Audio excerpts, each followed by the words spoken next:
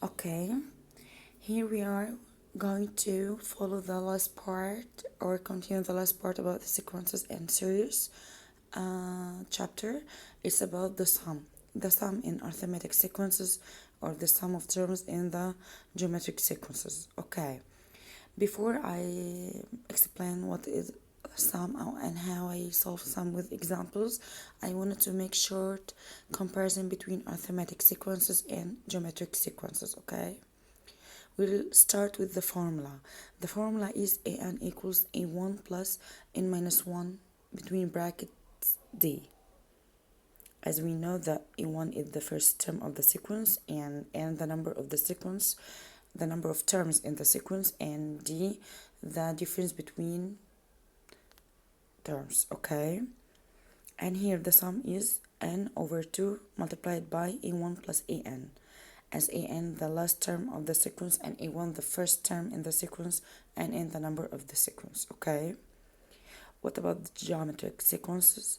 Is its formula is an equals a1 multiplied by r power n minus 1, and the sum of the geometric sequences, there are two rules. First rule, if the number of terms is indicated in the problem, and as infinity if there is no number and it's to infinity. Okay, so Sn equals a1 multiplied by y minus r power n over 1 minus r, and if there is no number of the terms and it's for infinity, it will be S infinity equals a1 over 1 minus r. Okay, before moving to the second slide, I wanted to make sure that you can't write any rules before you make sure which sequences you will deal it. Okay, so before you solve it and write the rule, I want you to know the difference first or the ratio.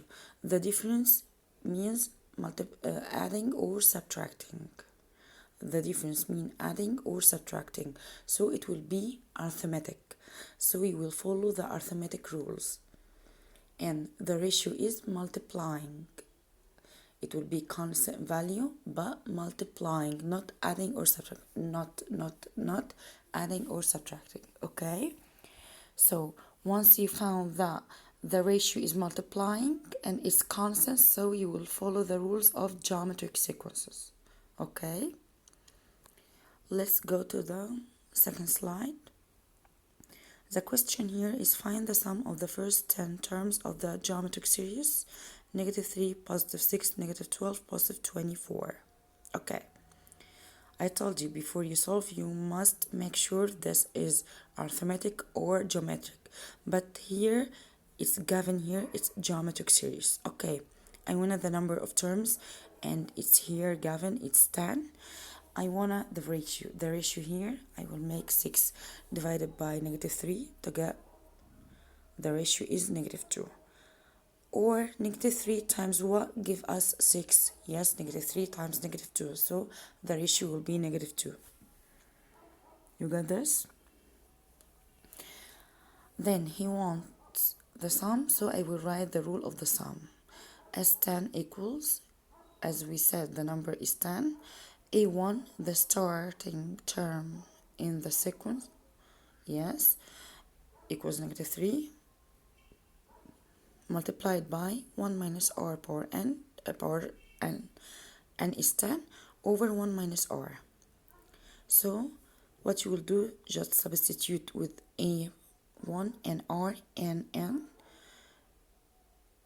then simplify it to get the answer 1023, and that's all. Moving to second question. An auditorium has 20 rows of seats, so n is 20. There are 20 seats in the first row, 21 seats in the second row, 22 seats in the third row. This means the sequence is starting with 20, then 21, then 22, yeah, So you add or subtract or multiply. Yes, you will add one each one. Each sequence you will add one, each term you will add one to get the sequence, so it will be arithmetic sequence. Okay, so I have here the difference is 1. I have here number of seats is 20. So what he wants here, how many seats are there? So he wanted the sum of 20. So as 20 equals, you will write the rule. Do you remember the rule is? Yes, the rule is n over 2 multiplied by a1 plus a20. Okay, where's a20 here? So I should first solve to get a20 to substitute in the sum equation to get the value. So a20, as we remembered, equals a1 plus n minus 1 between brackets multiplied by d.